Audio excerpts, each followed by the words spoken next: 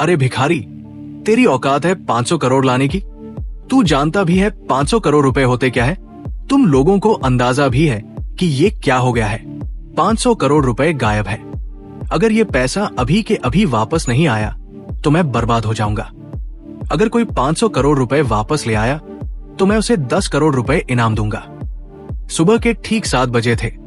शहर अभी पूरी तरह जागा भी नहीं था, लेकिन मेघराज चौक पर कूड़े की गंध और बसों का शोर पहले से मौजूद था। वहीं फुटपाथ के किनारे फटे हुए बोरे के साथ 12 साल का नील झुका हुआ था। वो प्लास्टिक की बोतलें और टूटी तारें चुन रहा था। उसके हाथों पर जमी गंदगी स्थायी लगती थी, जैसे किसी ने उस पर अनदेखा होने की मोहर लगा दी हो।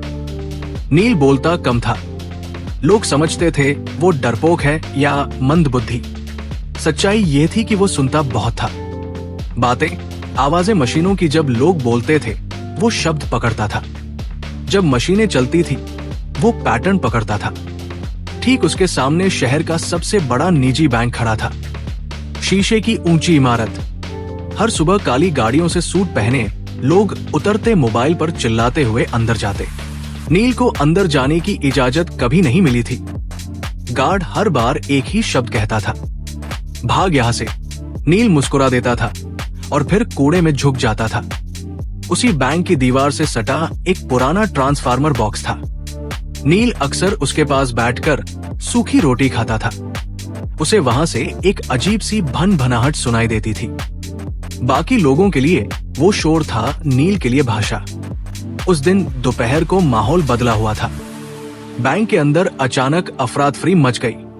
कर्मचारी अपनी सीटों से उठ खड़े हुए। मैनेजर्स के चेहरे पीले पड़ गए। एक के बाद एक फोन बजने लगे। ऊपर की मंजिल पर बोर्ड रूम में चीख सुनाई दी, 500 करोड़ गायब हो गए हैं। ये कोई अफवाह नहीं थी। बैंक के मेन सर्वर से 500 करोड़ गायब हो गए हैं। करोड़ रुपए ऑनलाइन ट्रांसफर हो चुके थे। पैसा ना किसी ग्राहक के खाते में था, ना किसी विदेशी बैंक में। वो सिस्टम से जैसे फिसलकर हवा में घुल गया था। आईटी टीम दौड़ पड़ी। सर्वर लॉग्स खोले गए, फायरवॉल चेक हुए, साइबर सिक्योरिटी एक्सपर्ट्स को कॉल गया, पुलिस को सूचना दी गई। हर मिनट के साथ बैंक की साख डूब रही थी। बाहर फुटपाथ पर बैठा नील ये सब देख रहा था। उसे कुछ अजीब लगा। बैंक के बैकअप सर्वर की एग्जॉस्ट फैन की आवाज बदली हुई थी। वो लय में नहीं चल रही थी। बीच बीच में एक हल्का सा ठहराव था, जैसे कोई सांस रोक रहा हो। नील उठ खड़ा हुआ। उसने बोरा नीचे रखा और दीवार के पास कान लगा दिया। उसकी आंखें सिकुड़ गई। ये चोरी नहीं है, वो बुदबुदाया। ये रूट रीडायरेक्शन है। नील को याद आया अपनी माँ का चेहरा। माँ जो कभी इसी बैंक में क्लीनर थी। एक रात एक्सीडेंट में चली गई। उसके बाद नील सड़क पर आ गया। माँ के पास एक पुराना कीपैड फोन था और उसमें कुछ नोट्स, नंबर नहीं पैटर्न। नील ने जेब से वो मुड़ातड़ा कागज निकाला जिस पर उसने खुद से बनाए निशान लिख रखे थे। वो रोज मशीनों को देखकर नई चीजें समझता और निशान बनाता था। बैंक के अंदर घबराहट बढ़ रही थी। बाहर एक कूड़ा बिनने वाला लड़का खड़ा था, जिसकी नजरें शीशे के पार सर्वर रूम की दीवारों के आर पार देख रही थी। नील ने गहरी सांस ली। अगर अब नहीं बताया, उसने खुद से कहा, तो पैसा हमेशा के लिए चला जाएगा। उसने बोरा उठाया और बैंक के मुख्य गेट की तरफ बढ़ गया। गार्ड ने उसे देखते ही डंडा उठाया। कहा था ना, यहां मत आना। नील रुका नहीं। उसने पहली बार सीधा आंखों में देखकर कहा, साहब जो पैसा गया है वो अभी भी इसी बैंक में है। गार्ड हंसा, लेकिन अंदर कहीं ऊपर एक अलार्म और तेज हो गया। और यहीं से कहानी शुरू होती है। गार्ड की हंसी अभी पूरी भी नहीं हुई थी कि बैंक के अंदर से एक महिला बाहर आई। नीले रंग की साड़ी, गले में आईडी कार्ड और चेहरे पर साफ घबराहट। वो बैंक की senior operations manager Radhika Mehta थी। पिछले 20 मिनट से वो लगातार आईटी टीम और हेड ऑफिस के बीच फंसी हुई थी। उसकी नजर नील पर पड़ी। क्या कहा तुमने? उसकी आवाज सख्त थी, लेकिन आंखों में थकान साफ दिख रही थी। गार्ड ने झट से कहा, मैडम ये कूड़ा बिनने वाला है, झूठ बोल रहा है। नील ने सिर झुकाया, फिर धीरे से बोला, मैडम पैसा बाहर नहीं गया, सिस्टम ने खुद रास्ता बदला है। अगर अभी कुछ नहीं किया गया तो 3 घंटे बाद वो पैसा अपने आप मिट जाएगा। ये सुनते ही राधिका का दिल धक से रह गया। तुम्हें कैसे पता? उसने बिना सोचे पूछ लिया। नील ने बैंक की दीवार की तरफ इशारा किया। आपके बैकअप सर्वर का फैन 30 सेकंड में एक बार रुक रहा है। ऐसा तब होता है जब लोड जानबूझकर घुमाया जाता है। ये चोरी नहीं है, ये ट्रैप है। वो बोलते समय ना घबरा रहा था ना तेज, जैसे ये सब उसके लिए नया नहीं था। राधिका ने एक पल सोचा। अंदर आईटी हेड चिल्ला रहा था कि डाटा फ्लो समझ नहीं आ रहा। पुलिस रास्ते में थी, मीडिया को भनक लगने ही वाली थी। उसने गार्ड को देखा। इसे अंदर आने दो। गार्ड चौंक गया। मैडम, ये मैंने कहा अंदर आने दो। नील पहली बार बैंक के अंदर गया। एयर कंडीशन की ठंडी हवा से वो सिहर गया। फर्श इतना चमकदार था कि उसमें अपना गंदा चेहरा देखकर उसे झिंझक हुई। लोग उसे घूर रहे थे। कोई फुसफुसाया, ये बच्चा क्या करेगा? नील को इससे फर्क नहीं पड़ा। राधिका उसे सीधे आईटी फ्लोर पर ले गई। वहां 5 लोग, 5 लैपटॉप और बड़ी स्क्रीन के सामने खड़े थे। स्क्रीन पर लाल रंग की लाइनें और नंबर भाग रहे थे। आईटी हेड ने गुस्से में कहा, मैडम, अभी समय नहीं है, ये मजाक नहीं है। नील ने स्क्रीन की तरफ देखा और तुरंत बोला, आप लोग गलत लॉक देख रहे हैं, असली रास्ता छुपाया गया है। कमरे में सन्नाटा छा गया। ये बच्चा हमें सिखाएगा। किसी ने तंज कसा। नील पास गया। उसने स्क्रीन के कोने में दिख रहे एक छोटे से टाइम स्टैम्प की तरफ इशारा किया। ये देखिए, हर बार ट्रांजैक्शन से 1 सेकंड पहले टाइम पीछे जा रहा है। ये मैनुअल नहीं हो सकता। आईटी हेड ने झुक कर देखा। उसका चेहरा बदल गया। ये तो असंभव है। नील ने पहली बार सिर उठाकर सबको देखा। असंभव नहीं है सर। जिसने ये किया है उसने पैसा चुराया नहीं, उसने बैंक को खुद से लड़ने पर मजबूर कर दिया है। राधिका की आवाज काम गई। तो पैसा वापस आ सकता है। नील ने हल्की सांस ली। आ सकता है, लेकिन अगर देर हुई तो नहीं। घड़ी की टिक टिक तेज लगने लगी और उसी पल नील ने कहा, मुझे एक कंप्यूटर चाहिए। इंटरनेट नहीं, सिर्फ लोकल एक्सेस। कमरे में कोई बोला नहीं। पहली बार बैंक के सबसे बड़े संकट में सबकी नजरें एक कूड़ा बिनने वाले लड़के पर टिकी थी। और नील जानता था, अब पीछे हटने का कोई रास्ता नहीं है। कमरे में एक अजीब सा सन्नाटा था। एयर कंडीशनर की ठंडी हवा चल रही थी, लेकिन किसी को ठंड महसूस नहीं हो रही थी। सबकी नजरें नील पर थी। वो कुर्सी पर बैठा नहीं था, वो खड़ा था, जैसे बैठना उसके लिए फालतू की चीज हो। आईटी हेड ने हिचकिचाते हुए एक सिस्टम उसकी तरफ घुमा दिया। ये लोकल मशीन है, नेटवर्क से कटी हुई। अगर कुछ गलत हुआ तो भी फर्क नहीं पड़ेगा। नील ने बीच में कहा, जो नुकसान होना था वो हो चुका है। उसने कीबोर्ड को ऐसे छुआ जैसे कोई पुराना दोस्त हो। उंगलियां गंदी थी, लेकिन चलने में झिझक नहीं थी। स्क्रीन पर एक काली विंडो खुली। राधिका ने घड़ी देखी। नील, हमारे पास ज्यादा समय नहीं है। नील ने सिर हिलाया। मुझे पता है। उसने टाइप करना शुरू किया। कोई तेजी नहीं, कोई दिखावा नहीं। हर कमांड सोचकर जैसे वो पहले ही ये सब कर चुका हो। आईटी टीम स्क्रीन पर उभरते टेक्स्ट को पढ़ने की कोशिश कर रही थी, लेकिन वो उनकी समझ से बाहर था। एक इंजीनियर ने धीरे से कहा, ये तो सिस्टम के अंदर का रास्ता है, ये एक्सेस हमारे पास भी नहीं है। नील बोला, नहीं। उसने अगली लाइन डाली। अचानक स्क्रीन पर एक मैप खुला। ये किसी बैंक अकाउंट का नहीं था, ये डाटा के बहाव का नक्शा था। तीर घुमाव बंद रास्ते। नील ने एक जगह उंगली रखी, यही फंसा है पैसा, लेकिन यहाँ तो कोई अकाउंट ही नहीं है। आईटी हेड ने कहा। नील ने उसकी तरफ देखा, क्योंकि ये अकाउंट नहीं है, ये एक खाली कमरा है, सिस्टम ने खुद बनाया है। राधिका की आंखें फैल गई। सिस्टम ने? हाँ, नील बोला। जब किसी को सिस्टम के दिल तक पहुंचने की कोशिश करते पकड़ लिया जाता है, तो पुराना कोर एक फर्जी रास्ता बना देता है, पैसा उसमें चला जाता है। बाहर से लगता है चोरी हो गई, लेकिन असल में सिस्टम खुद उसे छुपा लेता है। कमरे में किसी ने सांस तक नहीं ली। आईटी हेड ने धीमी आवाज में कहा, लेकिन ऐसा फीचर तो कहीं डॉक्यूमेंटेड नहीं है। नील ने हल्की मुस्कान दी, क्योंकि ये फीचर नहीं है, ये डर है मशीन का। उसने अगला कमांड डाला। स्क्रीन पर लाल चेतावनी चमकी। वार्निंग, डाटा कोलैप्स इन 17 मिनट्स। राधिका के हाथ कांप गए। इसका मतलब नील ने कहा, अगर ये कमरा ढह गया तो पैसा किसी का नहीं रहेगा, ना चोर का ना बैंक का। आईटी टीम में खलबली मच गई। तो जल्दी करो, कोई बोला। नील ने पहली बार गुस्से से सिर उठाया। जल्दी नहीं, सही। उसने अपनी आंखें बंद की। कुछ सेकंड के लिए जैसे दिमाग में कुछ जोड़ रहा हो। उसे याद आया वो पुराना मोबाइल, मां की आवाज, नंबरों के बीच का पैटर्न, चीजें सीधे नहीं चलती, वे घूम कर आती है। नील ने टाइप किया। स्क्रीन पर एक नया दरवाजा खुला। आईटी हेड फुसफुसाया, ये तो रिवर्स ट्रैक है। नील बोला, हाँ, अब पैसा वापस उसी रास्ते से चलेगा जिससे डर आया था। राधिका ने घड़ी देखी। 13 मिनट बाकी थे। नील की उंगलियां फिर चलने लगी और बाहर बैंक के गेट पर मीडिया की पहली वैन आकर रुक चुकी थी। बाहर कांच के दरवाजों के पार कैमरे चमकने लगे थे। मीडिया को बस एक इशारे का इंतजार था। अंदर आईटी फ्लोर पर तनाव इतना गाढ़ा था कि जैसे हवा भी भारी हो गई हो। राधिका ने धीमी आवाज में कहा, अगर ये गलत दिशा में गया तो सिस्टम हमेशा के लिए लॉक हो सकता है। नील ने स्क्रीन से नजर हटाए बिना जवाब दिया, वो पहले ही लॉक है मैडम, बस फर्क इतना है कि अभी चुप है। उसने एक ग्राफ खोला। नीली और लाल लाइनें एक दूसरे के पीछे दौड़ रही थी। बीच बीच में एक जगह ऐसी थी जहां लाइनें टूट रही थी। यहीं से पैसा बाहर दिखाया गया है।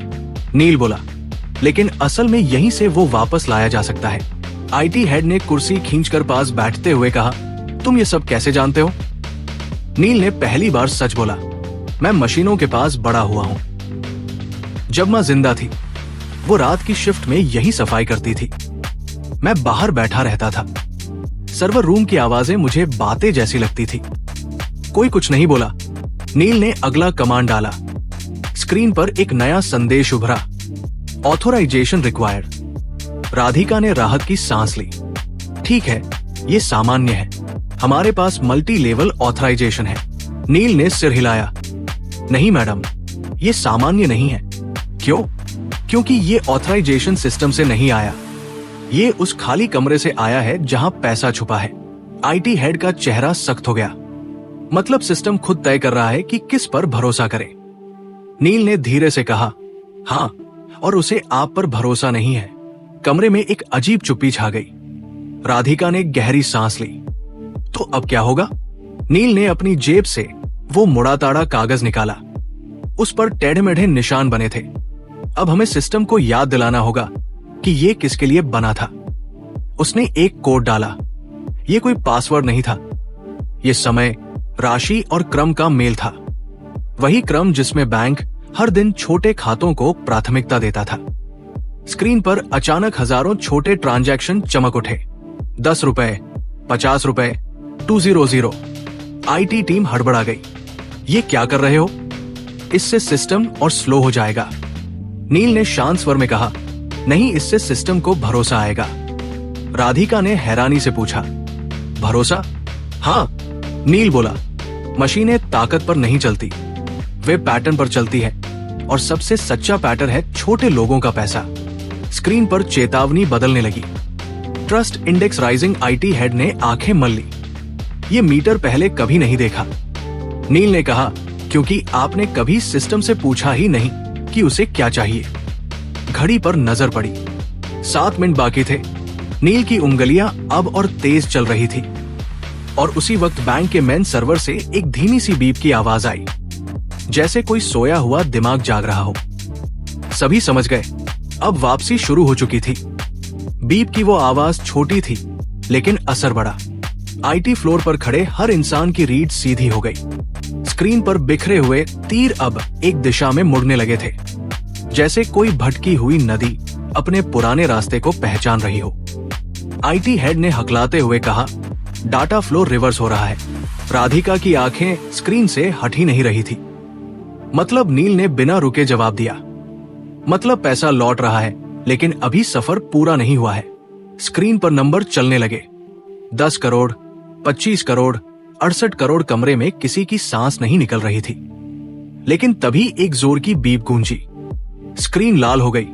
System conflict detected. IT head उछल पड़ा। ये क्या है अब? नील रुक गया। पहली बार उसकी उंगलियां थमी।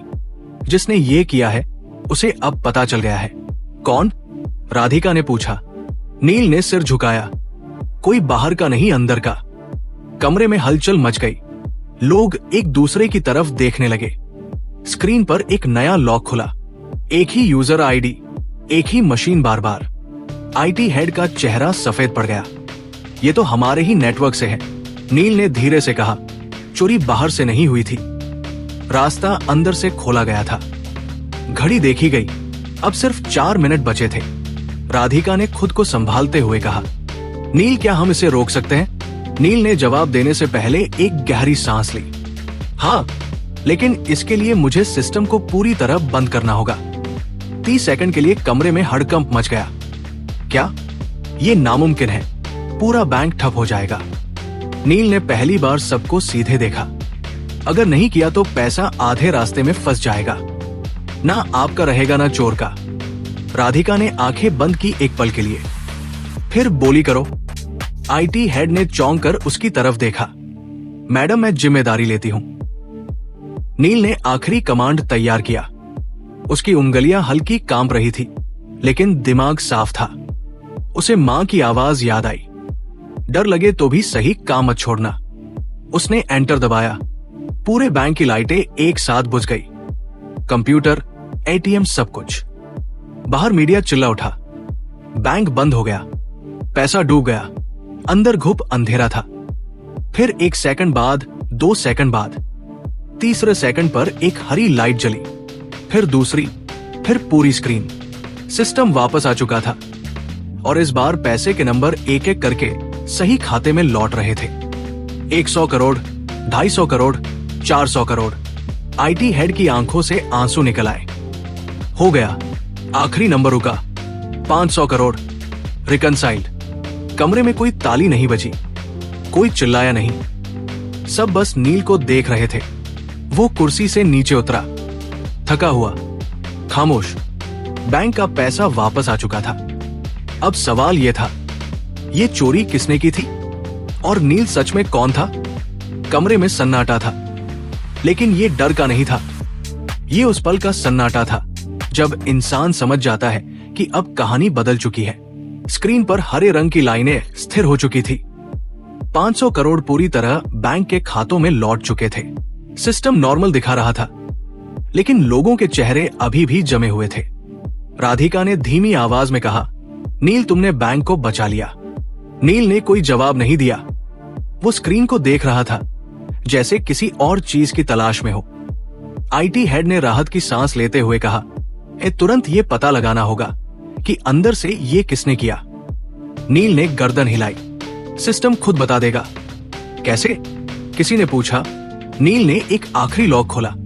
ये आम यूजर लॉग नहीं था, ये वो लेयर थी जहां सिर्फ तब एंट्री होती है जब कोई सिस्टम को धोखा देने की कोशिश करता है। स्क्रीन पर एक नाम उभरा। कोई टेक्निकल कोड नहीं, कोई फर्जी आईडी नहीं, एक साफ नाम, बैंक के डिप्टी टेक्नोलॉजी डायरेक्टर का। कमरे में जैसे हवा निकल गई। आईटी हेड कुर्सी पर बैठ गया। ये मुमकिन नहीं है, नील ने शांत स्वर में कहा। मुमकिन है क्योंकि उसे सिस्टम की आदतें पता थी। उसने सोचा सिस्टम मशीन है, उसे ये नहीं पता था कि मशीन याद भी रखती है। राधिका ने तुरंत फोन उठाया। सिक्योरिटी को ऊपर भेजो। अभी कुछ ही मिनटों में उस अधिकारी को कमरे में लाया गया। चेहरा पीला, आंखें नीचे। वो कुछ बोल नहीं रहा था। राधिका ने सख्त आवाज में पूछा, आपने ये क्यों किया? वो चुप रहा। नील आगे बढ़ा, क्योंकि आप सोच रहे थे कि पैसा बाहर निकल जाएगा और सिस्टम आपको पहचान नहीं पाएगा। लेकिन आपने एक गलती की। आदमी ने पहली बार सिर उठाया। कौन सी? आपने छोटे खातों को नजरअंदाज किया। नील बोला, आपने सिर्फ बड़े ट्रांजैक्शन देखे, सिस्टम ने आपको वही पकड़ लिया। आदमी टूट गया।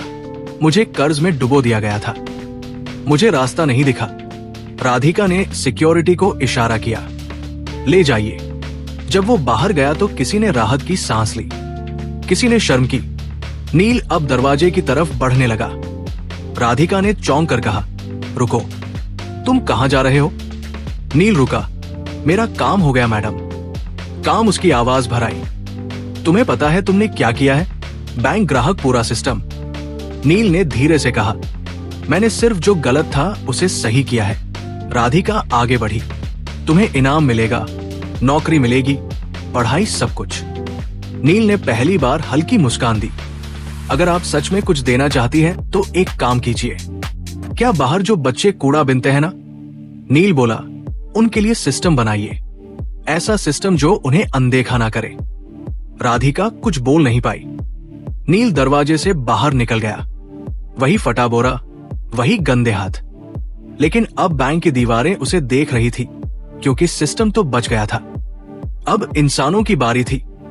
बैंक के बाहर शाम ढल चुकी थी, लेकिन भीड़ कम नहीं हुई थी। कैमरे अब भी चमक रहे थे। रिपोर्टर एक दूसरे को धक्का देकर आगे आने की कोशिश कर रहे थे। सबको एक ही खबर चाहिए थी। 500 करोड़ कैसे लौटे? राधिका कांच के दरवाजे के पास आकर रुकी। उसके हाथ में माइक्रोफोन नहीं था, फिर भी आवाज साफ थी। ये बैंक की जीत नहीं है, उसने कहा, ये एक बच्चे की समझ की जीत है। भीड़ में हलचल मच गई। कौन बच्चा? कहाँ है वो? नाम बताइए। राधिका ने दरवाजे की तरफ देखा। नील जा चुका था। उसके कदम पहले ही फुटपाथ की तरफ मुड़ चुके थे, जहां उसकी दुनिया थी। टूटे डिब्बे, प्लास्टिक की बोतलें और मशीनों की आवाजें। उसे नहीं पता था कि पीछे क्या हो रहा है, लेकिन शहर को पता चल चुका था।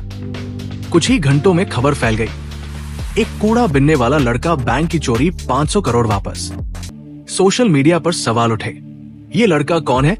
इसे मौका क्यों नहीं मिला पहले? हमने कितनी नील जैसे बच्चों को अनदेखा किया। अगली सुबह बैंक के बाहर एक पोस्टर लगा, अगर आप नील को जानते हैं, हम उससे मिलना चाहते हैं। उसी सुबह नील ट्रांसफार्मर बॉक्स के पास बैठा था। उसने पोस्टर देखा, पढ़ा, फिर नजर हटा ली। उसके लिए पोस्टर नया नहीं था, नई थी लोगों की नजर। दोपहर तक नगर निगम के अधिकारी आए, फिर एक स्कूल की वैन, फिर एक महिला जो शिक्षा विभाग से थी। सब एक ही बात कह रहे थे, तुम्हें पढ़ना चाहिए, तुम्हें यहां से निकलना चाहिए। नील ने पहली बार सवाल पूछा, क्या पढ़ाई के बाद भी कोई मुझे सुनेगा? कोई जवाब नहीं दे पाया। शाम को राधिका खुद आई, बिना साड़ी, बिना पद के, सिर्फ एक इंसान की तरह। उसने नील के पास बैठकर वही सूखी रोटी तोड़ी। मैं तुम्हारे लिए कोई योजना नहीं लाई, उसने कहा, मैं बस ये पूछने आई हूं, तुम क्या चाहते हो? नील ने सोचा, फिर बोला, मैं चाहता हूं कि सिस्टम पहले पूछे, बाद में जज करे। राधिका ने सिर हिलाया। यहीं से एक बदलाव शुरू हुआ। बैंक ने एक छोटा सा प्रोग्राम शुरू किया। नाम नहीं था बड़ा, लेकिन असर बड़ा था। सड़क पर रहने वाले बच्चों को मशीनों के पास बैठने दिया गया। उन्हें हटाया नहीं गया, उन्हें सुना गया। नील वहां रोज आता था। अब बोरे के यह साथ अकाउंट नहीं है, कॉपी के साथ। यह एक खाली कमरा है। शहर ने सिस्टम ने खुद बनाया है। बार उसका नाम राधिका की आंखें फैल गई। नील, और यही नाम सिस्टम में दर्ज हो चुका था। हाँ, अनदेखा नहीं बल्कि जरूरी। जब किसी को सिस्टम के दिल तक पहुंचने की कोशिश करते पकड़ लिया जाता है, तो पुराना कोड एक फर्जी रास्ता बना देता है। पैसा उसमें चला जाता है, दोस्तों के साथ बाहर से लगता है चोरी हो गई, लेकिन असल में सिस्टम खुद उसे छुपा लेता है। शहर या गांव से देख रहे हैं।